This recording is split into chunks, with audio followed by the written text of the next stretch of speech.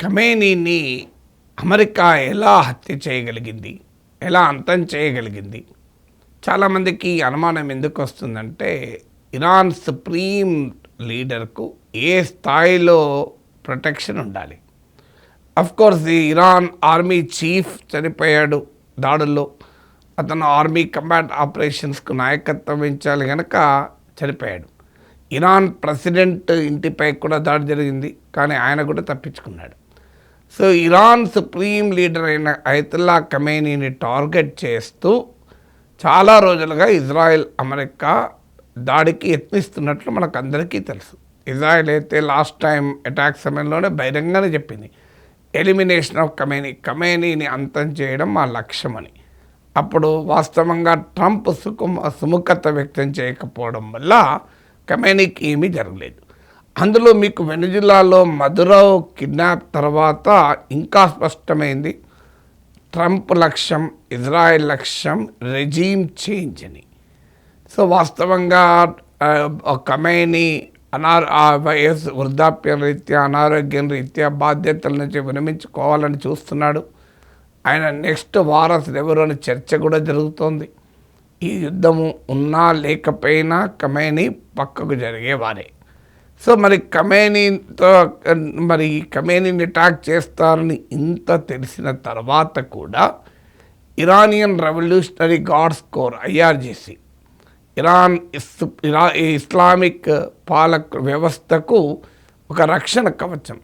ప్రపంచంలో ప్రతి దేశానికి ఒకే ఆర్మీ ఉంటుంది. ఇరాన్లో 2 ఆర్మీలు ఉంటాయి. ఒకటి ఇరాన్ దేశాన్ని కాపాడేందుకు ఆర్మీ, మన దగ్గర ఉన్నట్టే ఆర్మీ, ఎయిర్ ఫోర్స్, నేవీ ఇరాన్కి కూడా ఉంటుంది. ఇక ఇరాన్లో ఇస్లామిక్ పాలకులను ఇస్లామిక్ మతనాయకుల్ని కాపాడటానికే ప్రత్యేకంగా చాలా శక్తివంతమైన IRGC ఉంటుంది, ఇరాన్ రెవల్యూషనరీ గార్డ్స్ కోర్ అని. వీళ్ళు చాలా అత్యంత శక్తివంతమైన బలగమే కాకుండా సో ఖమేనీకి కంప్లీట్ లాయలిస్టులుగా ఉన్న వాళ్ళు ఉంటారు ఇక్కడ. సో మరి IRGC ఎందుకు కాపాడలేకపోయింది?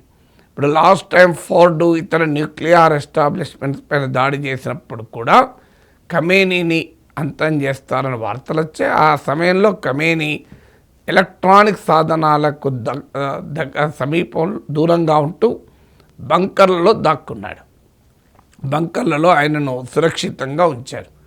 ఇరాన్ లాంటి ఒక పెద్ద దేశంలో మీకు ఖమేనీ లాంటి అత్యంత కీలకమైన వ్యక్తిని దాచిపెట్టగలిగే అవకాశం ఇరాన్ ప్రభుత్వానికి ఉండదా అనే క్వశ్చన్ ముందుకు వస్తుంది. దీనికి ఆన్సర్ ఏంది అని ఆలోచించినప్పుడు అయాతుల్లా అలీ ఖమేనీ కావాలనే తాను మరణాన్ని కోరుకున్నాడా అనే చర్చ వస్తుంది. తానే కాదు, తన బిడ్డ, అల్లుడు, మనమడు కూడా ఈ దాడిలో చనిపోయారు.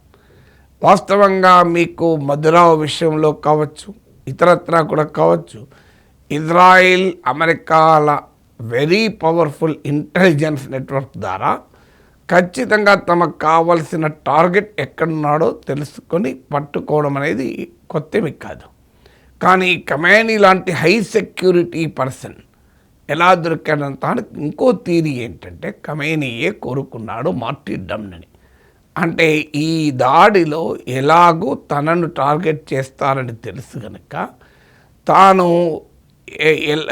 ఒక రకంగా త్యాగం చేసిన వాడిగా ఇరాన్ చరిత్రలో నిలిచిపోవడం అనేది ఒక ఆలోచన. ఎందుకంటే నీకు నిన్న డిప్లొమాట్ కేసీ సింగ్ అనే అతను చాలా అనుభవం కలిగిన డిప్లొమాట్ ఒక ఆసక్తికరమైన అంశాన్ని చెప్పాడు. షియా ఇస్లాంలో ఇలా ఆత్మ బలిదానం చేయడం అనేది ఒక రకంగా పవిత్ర కార్యంగా భావిస్తారు, ఒక ట్రెడిషన్ని. హుస్సేన్ ఆత్మ బలిదానము ఇవన్నీ మీకు షియా ఇస్లాంలో మనం వింటూ ఉంటాం. సో షియా ఇస్లామిక్ ప్రాక్టీసెస్లోనే ఆత్మ బలిదానం అనేది ఒక డైమెన్షన్గా ఉంది. సో ఇరాన్లో ఉన్న అయతుల్లా అలీ ఖమేనీ షియా ఇస్లాంకు మతగురు. సో అందువల్ల తాను ఆహ్వానించాడు అని, తానే కాదు ఆ ఇస్లామిక్ మత నాయకుల్లో చాలామంది అందుకు చావటానికి సిద్ధమయ్యే ఉంటారు అని. సో అందువల్ల ఖమేనీ డెలిబరేట్గానే ఎలాగూ దాడులు తప్పవు, ఎలాగూ దేశ విధ్వంసము తప్పదని తెలిసి మొదటి రోజే తాను ఆత్మ బలిదానానికి సిద్ధపడ్డా అనే చర్చ నడుస్తుంది. Extremely difficult to confirm. దీన్ని ఎవరు కన్ఫర్మ్ చేస్తారనేది ప్రశ్నార్థకమే. కానీ నేను ఇంతకుముందు చెప్పినట్లు ఖమేనీని కాపాడుకోకుండా ఇరాన్ ఉంటుందా? అది కూడా మొదటి రోజు, యుద్ధం స్టార్ట్ అయిన మొదటి రోజే అంతమవుతారా? So that is a very big question. అందువల్ల అంత సులభంగా ఖమేనీ దొరుకుతాడా అనే క్వశ్చన్ వచ్చినప్పుడు ఇట్ వాజ్ డెలిబరేట్ మార్టిడమ్ను ఆహ్వానించాడు అనేటువంటి చర్చ జరుగుతుంది.